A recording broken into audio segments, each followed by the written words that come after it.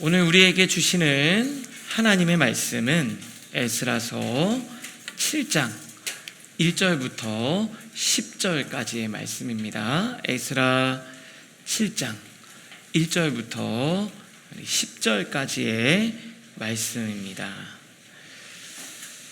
우리 찾으셨으면 다 같이 한 목소리로 우리 하나님 말씀을 봉독하겠습니다. 2일 후에 바사왕 아닥사스다가 왕위에 있을 때에 에스라라 하는 자가 있으니라. 그는 스라야의 아들이요 아사라의 손자요 힐기야의 증손이요 살룸의 현손이요 사독의 5대 손이요 아이두베의 6대 손이요 아마라의 7대 손이요 아사라의 8대 손이요 무라요의 9대 손이요 스라이야의 10대 손이요 우시알의 11대 손이요 붓기의 12대 손이요 아비수아의 13대 손이요 비느아스의 14대 손이요 엘르아살의 15대 손이요 대제사장 아론의 16대 손이라. 이 에스라가 바벨론에서 올라왔으니 그는 이스라엘의 하나님 여호와께서 주신 모세의 율법에 익숙한 학자로서 그의 하나님 여호와의 도우심을 입음으로 왕에게 구하는 것은 다 받는 자이더니 아닥사스다 왕 제7년에 이스라엘 자손과 제사장들과 레위 사람들과 노래하는 자들과 문지기들과 느디님 사람들 중에 몇 사람이 예루살렘으로 올라올 때 이 에스라가 올라왔으니 왕의 제7년 다섯째 달이라. 첫째 달 초하루에 바벨론에서 길을 떠났고 하나님의 선한 손에 도우심을 입어 다섯째 달 초하루에 예루살렘에 이르니라. 에스라가 여호와의 율법을 연구하여 준행하며 율례와 규례를 이스라엘에게 가르치기로 결심하였더라. 아멘. 오늘 저희는 에스라 7장을 통해서 여러분들과 좀 말씀을 나누려고 하는데요. 오늘은 4가지의 우리 키워드를 가지고 여러분들과 좀 말씀을 나누겠습니다. 첫 번째 키워드는 수성이라는 키워드입니다. 에스라서는 지금 저희가 살펴보고 있는 에스라서는 포로에서 귀환한 이스라엘 공동체의 회복을 2단계로 진행을 하고 있음을 알 수 있어요. 첫 번째는 우리 지난주까지 살펴본 1장부터 6장까지 스룹바벨과 예수아를 통해서 성전을 건축하는, 그러니까 외형을 회복하는 거죠. 근데 이 1단계의 핵심은 뭐냐면은 예배 공간과 율법에 기초한 형식의 재건이었어요. 그리고 이제 오늘 우리가 7장을 읽었는데요. 7장부터 시작되는 내용인데요. 이 7장부터는 에스라라는 이 제사장을 통해서 에스라서 이 에스라를 통해서 사람의 마음을 세우고 공동체의 영적인 기초를 세우는 작업으로 2번째 단계로 진행이 되는 거예요. 이 2번째 단계의 핵심은 뭐냐면은 우리 내면의 정신과 삶의 질서를 확립하는 거예요. 내면의 정신과 삶의 질서를. 여러분 창업 이수성난이라는 말 아세요? 이게 당태종이요. 당태종이 천하를 다 통일하고 나서 이 신하들과 국무회의 같은 걸 하고 있었던 것 같아요. 그래서 신하들에게 묻죠. 나라를 세우는 일과 그 나라를 지켜가는 일 중에 어느 것이 더 어렵다고 생각하시오? 이렇게 물은 거예요, 신하들에게. 서로에게 눈치를 딱 보고 있는데 그 중에 신하 방현영이라는 사람이요, 먼저 이렇게 얘기하는 겁니다. 폐하, 나라를 세우는 것이, 창업이죠. 나라를 세우는 것이 더 어렵습니다. 혼란한 시대에 나라를 일으키는 것은 마치 칼 끝 위에 서는 일과 같습니다.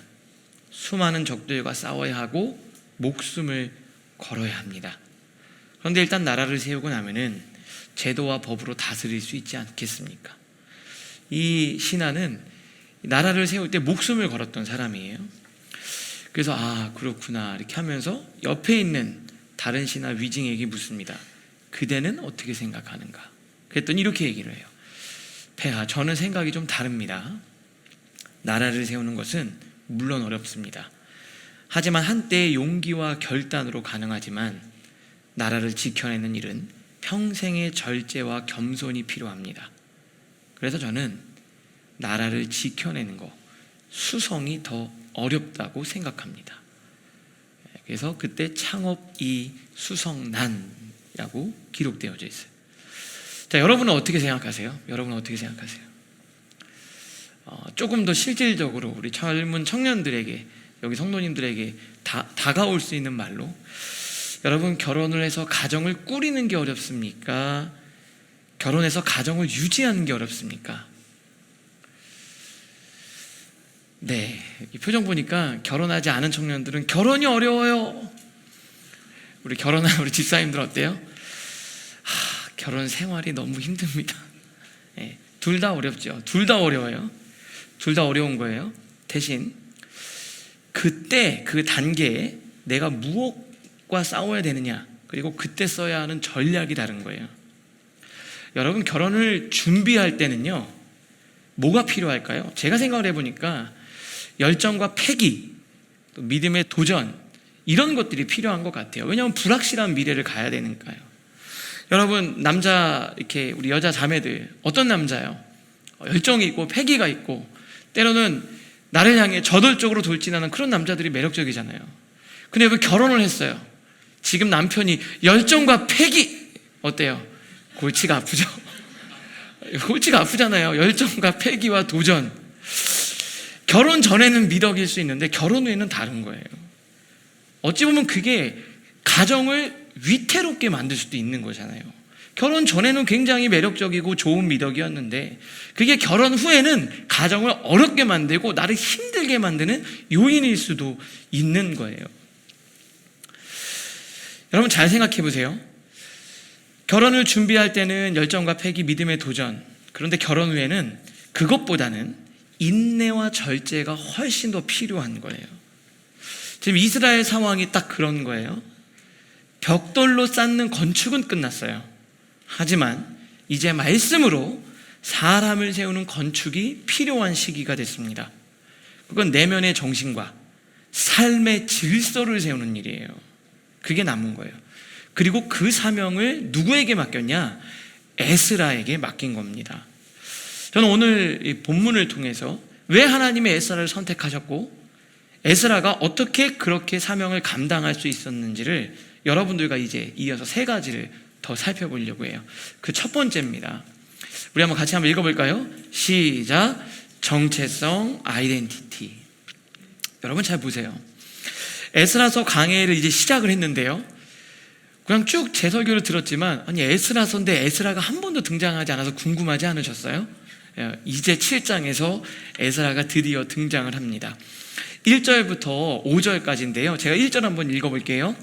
2일 후에 바사왕 아닥사스다가 왕위에 있을 때 에스라라 하는 자가 있으니라.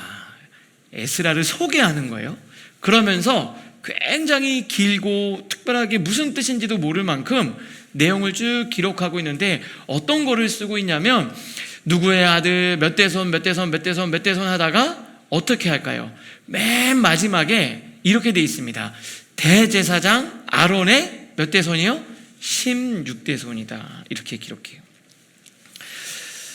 여러분, 2일 후에가 뭡니까? 성전을 건축하고 난 다음에, 그렇죠? 에스라를 소개하는데요, 직책이나 능력 이걸 얘기하는 게 아니라 족보를 굉장히 길게 기록하고 있어요. 소개하면서 먼저 족보를 기록하고 있고 그게 거슬러 올라가서 대제사장 아론까지 올라갑니다. 그러니까 왜 이걸 앞세웠을까요? 이건 뭐냐면 에스라가 자신의 뿌리를 알고 있는 사람이다. 다시 말하면 내가 누구고 어떤 존재이고 우리 가문에 흐르는 영적인 흐름을 알고 있는 사람이었다. 오늘 두 번째 키워드로 말하면은 굉장히 신앙 안에서 뚜렷한 정체성을 가지고 있었다라는 거예요. 여러분, 에스라가 제사장이고 나름대로 귀족 출신이에요. 그런데 바벨론 포로로 끌려가서 수십 년간 나라가 멸망하고 히브리 정체성이 다 없어지는 거예요. 외국에 살면서. 그리고 바벨론과 페르시아 제국에서 살아가려면은 이스라엘 백성으로서의 정체성을 갖고 있는 게 훨씬 더 불리해요. 오히려 핸디캡입니다. 그래서 주변에 많은 자기 친구들은 그 정체성을 버리려고, 가능하면 그 나라 사람이 되어보려고 애를 쓴 거예요. 내가 한국 사람인데 한국 사람이라는 정체성을 버리고 내가 살아가는 그 시대의 그 지역의 사람이 되려고 애를 쓴 거예요. 바벨론 사람이 되려고, 페르시아 사람이 되려고 그렇게 애를 쓴 거예요.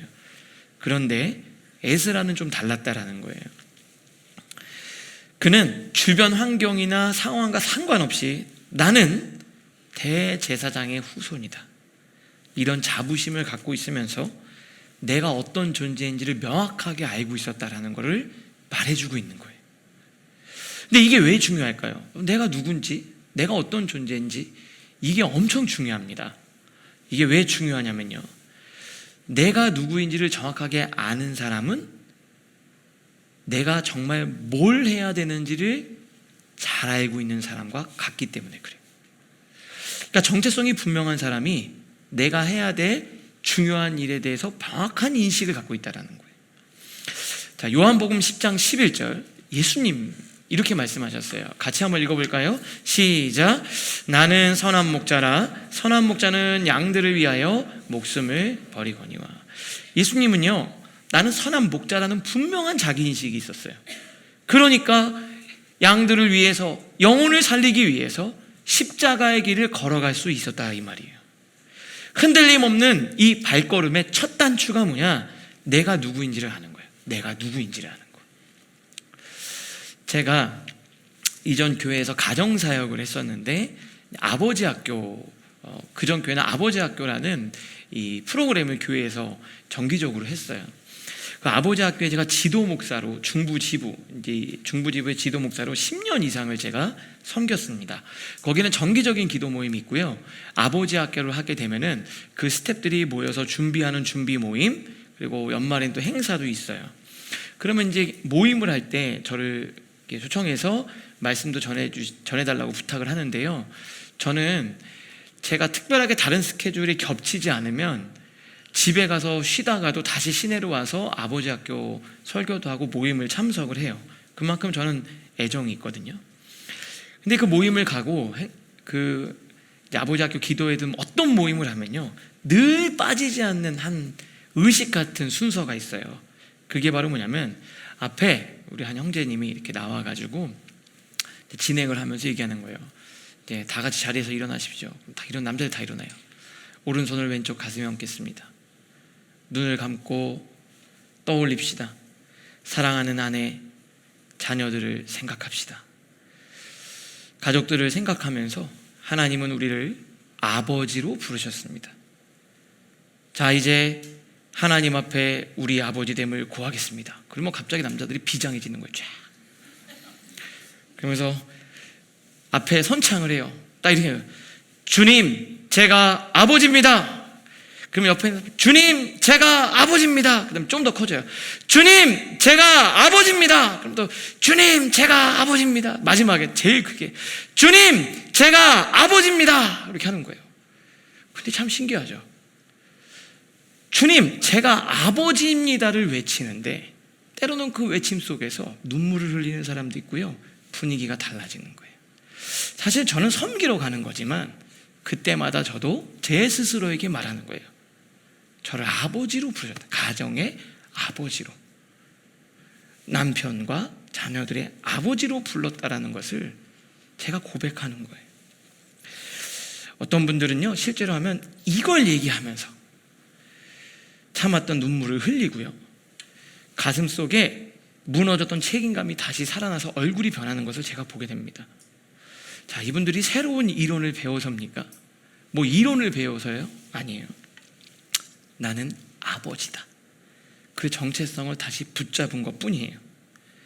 여러분, 우리 여기 남자들 다 있죠. 우리 남자들은 저희도 자체 아버지 학교 한번 저기 가가지고 제가 많이 굴려가지고 아버지란 정체성을 확실하게 심어서 다시 우리 성도님들께 돌려보내도록 하겠습니다. 이게 왜 중요하냐면, 아버지라는 정체성이 남자라는 정체성보다 더 강력하게 작동할 때 욕망과 본능을 제어하고 거룩한 아버지로서 책임과 사명을 감당하게 되는 거예요. 다시 말씀드릴게요. 아버지라는 하나님의 거룩한 부르심에 내가 분명하게 반응할 때 우리는 거룩한 아버지로서 가정을 지키는 사람이 되는 거예요. 그런데 아버지라는 인식이 약해요. 나도 남자야 라고 생각하면은 그게 별거 아닌 것 같지만 그게 내가 어떤 선택과 결정을 내릴지 영향을 줄 수밖에 없다라는 거예요. 제가 예전에 사역할 때 미혼모 사역 기관에서 일했어요. 4년 동안. 거기 보면은 이제 싱글맘들이 와서 그 시설에 있고 저는 거기서 말씀을 전하는데요. 엄마라는 정체성이 없으니까 뭘 해야 될지 모르는 거예요. 사실 우리는 내가 누구인지 이거 눈에 보이지 않는 거예요. 그런데 그게 내가 뭘 할지를 알고 끌고 간다는 거예요. 내 인생을. 근데 에스라는 어떤 사람이었냐? 그게 아주 분명한 사람이었다는 거예요. 그리고 이 정체성이 왜 중요하냐면요, 이 정체성이 분명한 사람은요 무너지질 않아요. 잘 무너지지 않습니다. 정체성은 뿌리와 같은 거예요. 뿌리. 그래서 하나님과의 관계를 통해서 내 내면에 확고히 다져지면은 그게 환경이나 상황이나 사람들이 하는 말에 내가 휘둘리지가 않아요. 우리가 어떻게 돼요? 하나님이 나를 부르신 내 내면에 내 뿌리가 어디고 나는 누구로부터 왔고 이거를 내가 모르면은 내가 하는 일 그리고 사람들이 나한테 보여주는 평가에 내가 흔들리는 거예요. 계속 흔들리는 거예요. 주변과 비교하면서 비참해지고 남들보다 좀 잘 맞다고 교만해지면서 이리저리 흔들리는 거예요. 그리고 특별히 괜찮을 때 평상시에는 문제 없는데요, 힘든 순간이 조금 더 이어지잖아요. 이해할 수 없는 고난이 닥치면 갑자기 완전히 주저앉는 청년들과 성도들을 보게 됩니다. 왜요? 내 존재에 가치에 확신이 없기 때문에 그래요. 아까 우리 예수님 말씀하셨잖아요. 예수님은요 십자가를 지는 사명의 길을 걸었어요. 외롭고 힘들고 정말 어려운 상황이 있었습니다. 멸시와 천대를 받는 길을 걸으셨지만 무너지지 않으셨어요. 왜 그런 줄 아세요? 예수님 안에는요 성부 하나님과의 그 따뜻한 사랑의 관계 속에서 나는 사랑받는 자녀라는 인식이 있었고 하나님의 음성을 들은 거예요. 마태복음 3장 17절 우리 한번 같이 읽겠습니다. 시작. 하늘로부터 소리가 있어 말씀하시되 이는 내 사랑하는 아들이요 내 기뻐하는 자라 하시니라. 여기 잘 보세요. 예수님이 사역을 시작하시기 전에 세례를 받을 때 이제 성자 하나님 예수님께서 이제 사역을 하시는 거잖아요. 독생자 예수 그리스도가 이제 십자가를 지고 가는데 맨 첫 마디가 뭐였어요? 이를 얘기한 게 아니라 내 사랑하는 아들이요 내 기뻐하는 자라. 그 하늘로부터 하나님의 따뜻한 음성이 먼저 들린 거예요. 그러니까 그 길을 끝까지 걸어갈 수 있었다는. 나는 기능이 아니라 존재 자체로 하나님이 소중한 존재라는 거예요. 내 사랑하는 아들, 내 기뻐하는 자라. 이게 순서라 이 말이에요. 내가 뭘 하는 거는 내가 어떤 존재이냐가 먼저 잘 정립될 때 자연스럽게 나오게 되는 거예요. 그리고 그 확신이 있을 때 흔들리지가 않아요. 여러분, 우리는 어떤 존재예요? 어떤 존재입니까? 하나님이 여러분들을 위해 독생자 예수 그리스도를 보내셨어요. 우리는 예수님의 피값으로 산 소중한 존재입니다. 그걸 내가 확신을 해야 사람들의 말이나 또 어떤 거에 내가 흔들리지 않는 그런 단단한 사람이 되는 거예요. 여러분, 다윗은 어땠어요? 다윗은요 이렇게 고백을 해요. 다윗의 시편 37편 4절 같이 읽겠습니다. 시작. 그는 넘어지나 아주 엎드러지지 아니함은 여호와께서 그의 손으로 붙드십니다. 넘어질 수 있는데 완전히 퍼지지가 않는다. 우리가 어떻게 안 넘어지고 안 흔들리겠어요? 그런데 완전히 무너지지 않는 건 다윗 안에 하나님이 나를 사랑하신다는 그 확신, 존재적 확신이 있었기 때문에 그런 거예요. 그 확신이 있으면 우리는 본질적 두려움에서는 이길 수 있어요. 자, 요한일서죠. 4장 18절입니다. 요한일서 4장 18절 읽겠습니다. 시작. 사랑 안에 두려움이 없고 온전한 사랑이 두려움을 내어쫓나니. 왜 하나님이 그 어려운 성전 건축 이전의 내면을 세우고 그 공동체의 거룩한 내적 영적 질서를 세우는 일을 왜 에스라에게 맡겼냐?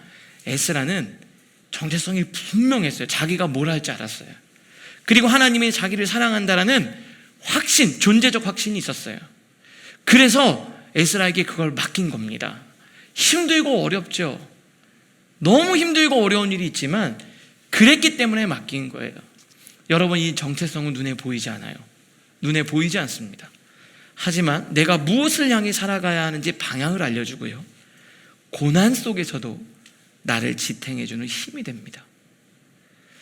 그게 바로 에스라였어요. 여러분, 오늘 이 내가 누구인지, 나는 어떤 존재인지, 그거는 하나님과의 관계를 통해서만 형성이 돼요. 오늘 찬양하고 기도하고 말씀을 듣는 중에 그 하나님과의 관계 속에서 그것이 확고히 세워질 수 있기를 주님의 이름으로 축복합니다. 자, 그 다음 익숙함이었어요. 익숙함. 7장 6절 우리 한번 같이 읽겠습니다. 화면을 보면서 시작. 이에 에스라가 바벨론에서 올라왔으니 그는 이스라엘의 하나님 여호와께서 주신 모세의 율법에 익숙한 학자로서 그의 하나님 여호와의 도우심을 입음으로 왕에게 구하는 것은 다 받는 자이더니. 자, 이제 에스라를 쭉 소개하죠. 족보 딱 했어요. 정체성이 분명하고 자기 인식이 확고한 사람이구나. 그 다음에 에스라를 소개할 때 특징을 뭐라 그래요? 이 에스라는 여호와께서 모세의 율법에 익숙한 학자로서. 율법에 뭐가 돼요? 익숙하다. 율법을 통달했다. 다 안다. 모르는 게 없다. 이런 얘기를 하지 않았어요. 율법이, 이 표현이 되게 중요한 것 같아요. 몸에 익었다. 그게 익숙했다라는 표현이. 여러분, 율법을 아는 학자가 아니라 율법에 익숙한 학자라고 소개했다라는 것이 중요해요. 이게 바로 뭐예요? 몸과 마음에 완전히 배어버린 차원이에요. 여러분, 이 말을 조금 더 생각해 보면 어떤 건지 아세요? 에스라는 이런 거예요. 말씀을 반복적으로 익혀서 에스라의 생각의 프로세스, 판단의 기준이 되어버린 거예요. 여러분, 익숙한 사람은 어떻게 하죠? 생각하지 않고 자연스럽게 무의식적으로 작동하잖아요. 그죠? 훈련을 많이 하고, 운동선수가 훈련을 많이 하면, 그 다음에 내가 스텝을 이렇게 해서 이렇게 하나요? 내가 생각하지 않아도 자동적으로 이렇게 가는 거잖아요. 그렇게 가는 사람이었다라는 거예요. 여러분, 삶의 중요한 순간이 있어요. 여러분 인생의 중요한 순간. 여러분 인생의 중요한 순간에 지식으로 되는 게 아니잖아요. 나한테 뭐가 익숙하냐, 그게 무기가 돼서 그거를 쓰는 거예요. 자동적으로 그게 나오는 거예요. 그죠? 성경에 제가 예전에 우리 매일 말씀을 묵상하는데 민수기를 묵상하다가 한 가지 좀 깨달은 게 있어요. 민수기에 보면은 레위 지파하고 나머지 지파하고 사역을 할 때 아주 차이점이 있는데요. 이제 민수기에 칼을 들고 싸우는 남자들이 이제 군대를 조직을 만드는데요. 군대를 조직할 때 민수기 1장 3절을 보면 기준점이 이래요. 이스라엘 중 20세 이상으로 싸움에 나갈 모든 자를 계수하다. 20세 이상이 되면은 싸움에 나갈 사람도 분류를 하는 거예요. 그런데 레위 지파는 어떻게 해요? 레위 지파는 싸움을 하거나 일을 하는 게 아니라 하나님의 일을 감당해서 이스라엘 백성들이 하나님과 예배를 잘 드릴 수 있도록 돕는 영적인 역할을 감당하잖아요. 그런데 구별을 언제부터 한다 그러냐면 우리 민수기 3장 15절 읽겠습니다. 시작. 레위 자손을 그들의 조상의 가문과 종족을 따라 계수하되 1개월 이상 된 남자를 다 계수하라. 그러니까 언제부터 분리를 시키는 거예요? 1개월 이상 되면 태어나자마자 분리를 하는 거예요. 다시 말하면 이런 거예요. 일반 남자들은 20세가 되면 군대에 가서 특별한 내가 행위적 역할을 부여하는 거예요. 그리고 그 나이에 기능을 수행합니다. 그런데 레위인은요, 태어나는 순간부터, 그리고 실제로 30세가 돼서 본격적인 사역을 하거든요. 정체성은 태어나는 순간부터 존재적 구별을 시키고요. 그리고 그게 그냥 기능이 아니라 삶의 양식이 되도록 훈련시키는 거예요. 다시 말씀드릴게요. 어떤 행위적 기능을 하는 게 아니라 몸에 그냥 쩌는 시간이 필요한 것 같아요. 몸에 쩌는 시간이.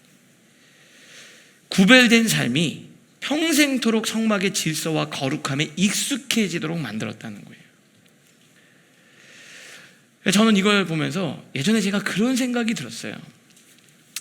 나는 왜 이렇게 일찍부터 신앙생활을 해서 이렇게 힘들게 고생하나? 여러분 그런 생각 안 해봤어요?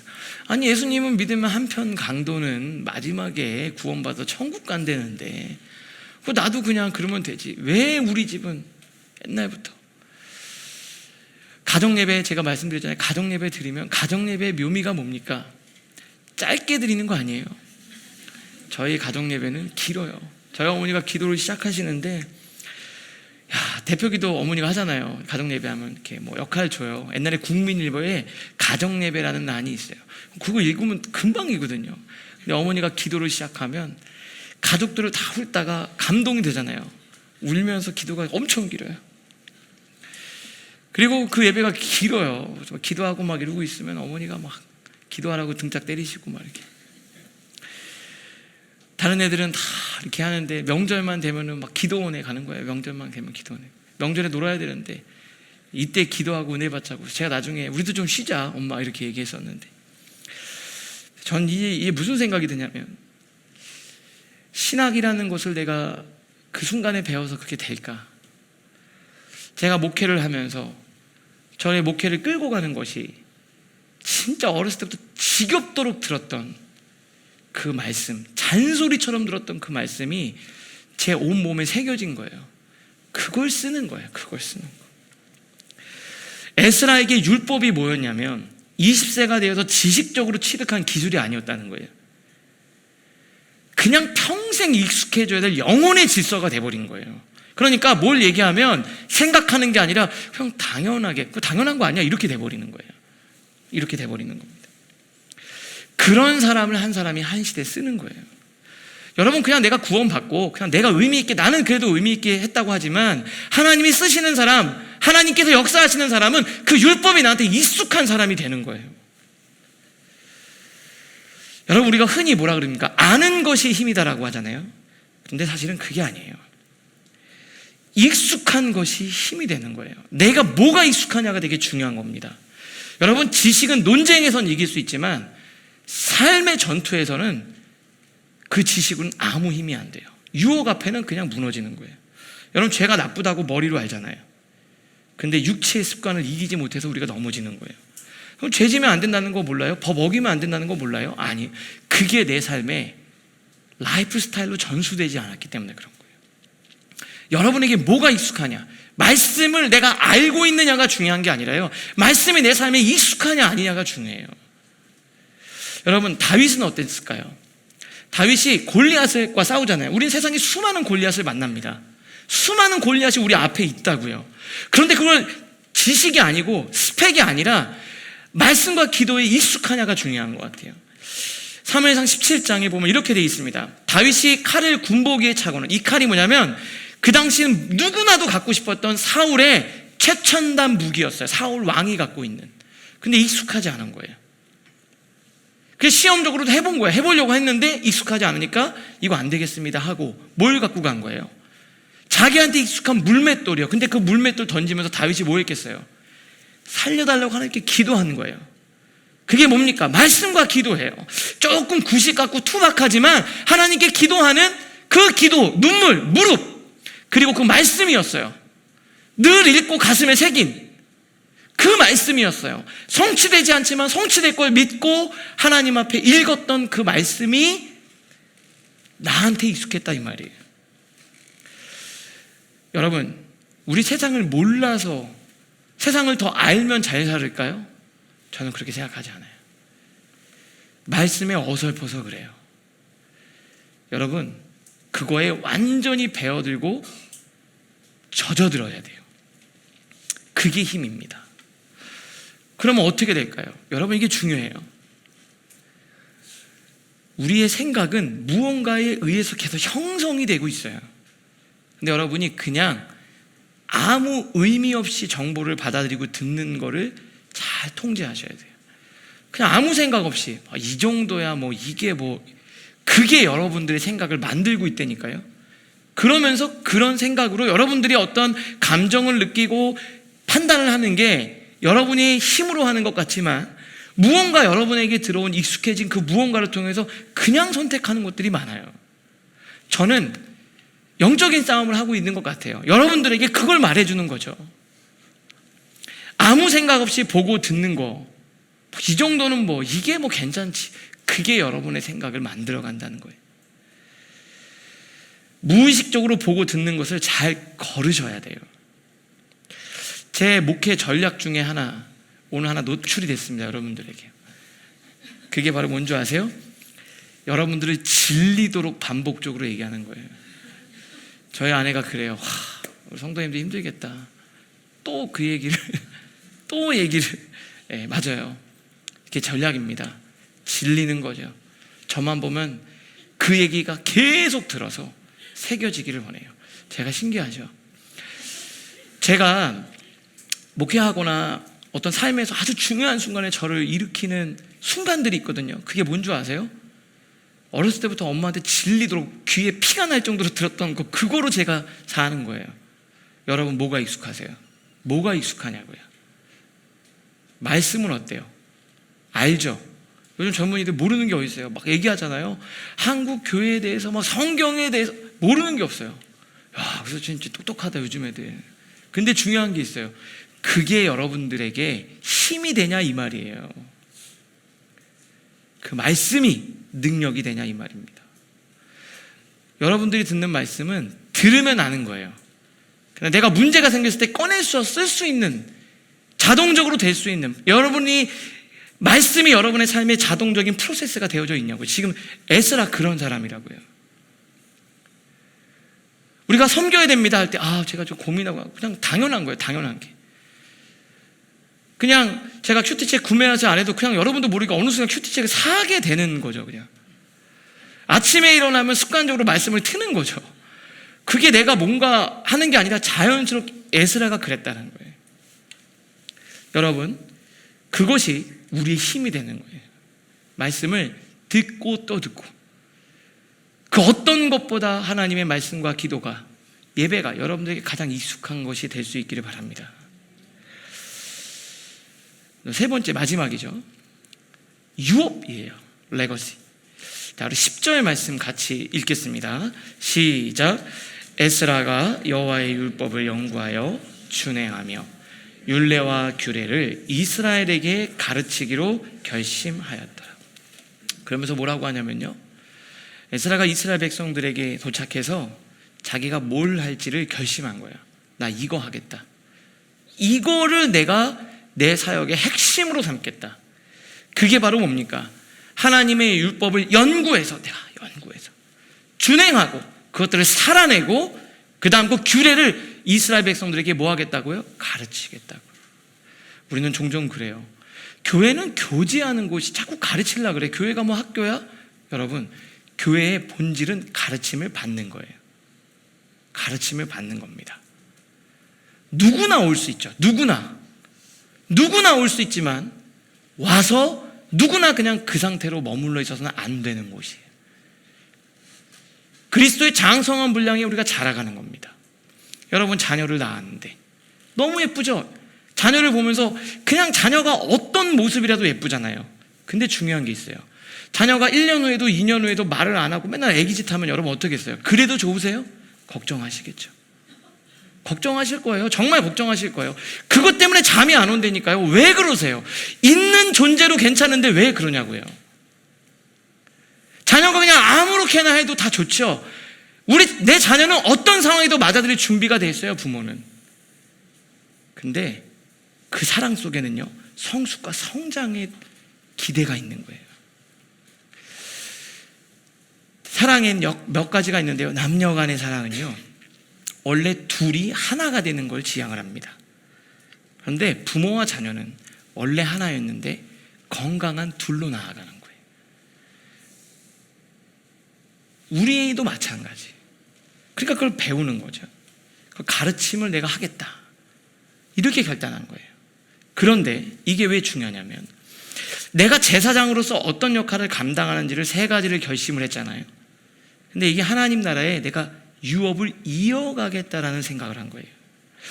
여러분, 유산과 유업이 있어요. 유산과 유업.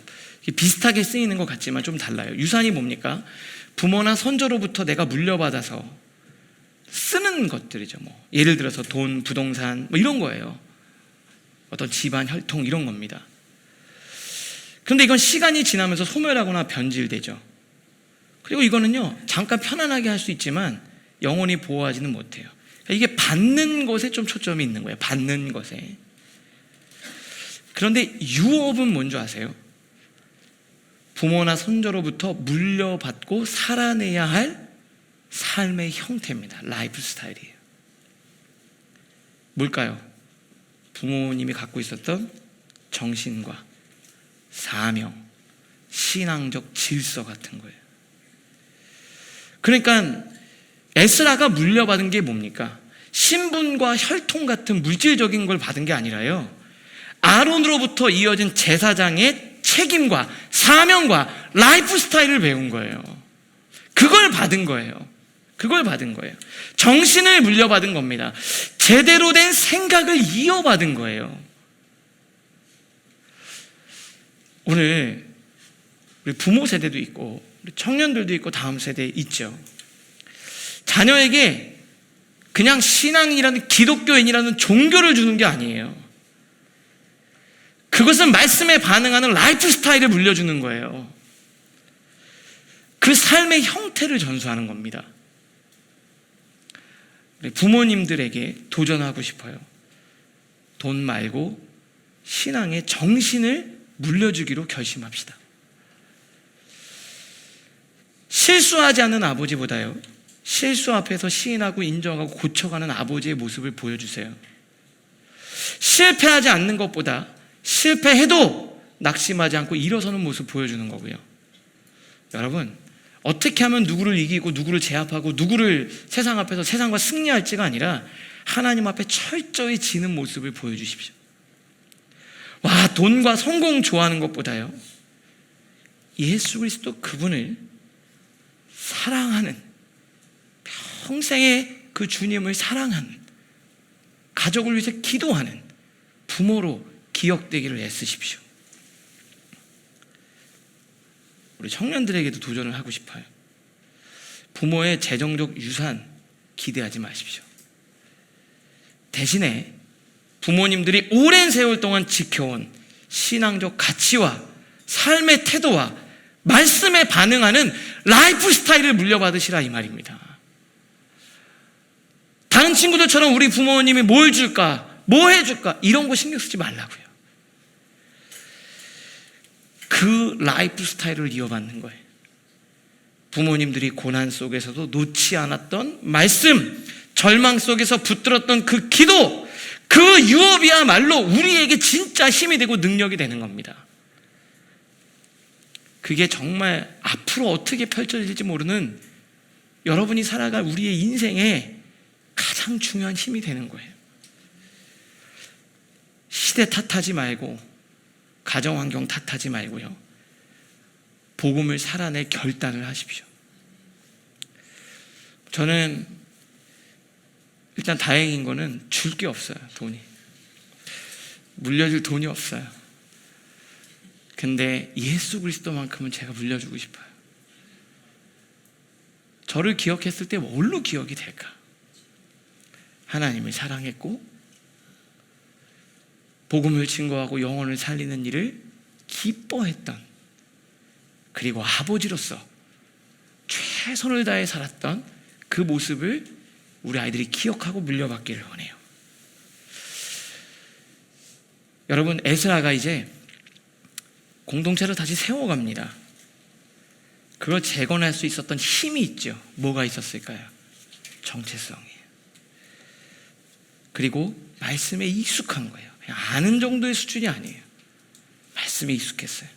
그리고 유산을 물려받은 게 아니라 유업을 잊고 있었기 때문에 그래요. 우리 라이프 처치가 여러분이 그런 사람들이 될 수 있기를 바랍니다. 눈에 보이는 외적인 걸 세워왔지만 이보다 더 중요한 게 뭐예요? 이제 그 안에 보이지 않는 내면의 질서를 세우는 일이에요. 저는 약간 에스라의 사명을 감당했다고 생각합니다. 여러분들 안에 질서를 세우는 거죠. 때로는 수술해서 생각을 도려내고 잘라내고 뼈대를 세우고 골격을 세우듯이 우리 정말 하나님 앞에서 믿음으로 가정과 기업과 교회와 이 나라 이 민족을 잘 세워갈 수 있기를 주님의 이름으로 축복합니다. 우리 시간 같이 찬양하고 기도하기를 원하는데요. 에스라서 말씀을 묵상하면서 저도 이렇게 말씀을 전하면서 참 많이 은혜가 된다 이런 생각이 듭니다. 저는 여러분들에게 성경적 지식을 전하고 싶은 게 아니라요, 그 스피릿을 좀 전수하고 싶고요, 그 하나님을 정말 뜨겁게 사랑했던 그 선명한 기억들이 새겨질 수 있기를 바라요. 네. 여러분, 저희가 있는 여전도회관 건물이잖아요. 평일에 1층에 오면 역사 전시관이 있거든요. 이렇게 전시관이. 제가 지난주에 여전도회에서 선교대회 큰 행사에 기도회를 인도하러 갔는데 앉아 계시는 이렇게 나이 드신 권사님들을 뵈니까 저희 어머니 같더라고요. 거기 보면은 전시관에 가면 엄마가 옛날에 그 포대기라고 하죠. 이렇게 끈으로 묶는 거. 나 혼자 무릎 꿇어도 무릎이 아픈데 애를 업고 무릎 꿇고 기도하는데 제 기억 속에는 그런 우리 신앙의 선조들의 기도가 기억이 나요. 그걸 보면서 저걸 이어가야 되겠다. 저 모습을 기억하고 전수해줘야 되겠다. 그런 생각이 전 들었어요. 여러분들도 그래요. 고리타분하게 느껴지세요? 구식처럼 느껴지세요? 그걸로 우리가 앞으로 살아가는 겁니다. 스펙이 아니에요. 여러분, 돈 아닙니다. 그 바른 정신과 신앙적 가치를 물려받으면, 그 하나님에 대한 믿음을 물려받으면 우리 사랑하는 청년들 여러분의 인생의 길을 어려운 가운데도 이길 수 있어요. 그거 믿음을 우리가 소유하는 거죠. 그거 갖고 나아가기로 결단하고 부모님들은 그걸 물려주기로 결단하는 오늘 결단이 있기를 바랍니다. 우리 함께 찬양하겠습니다.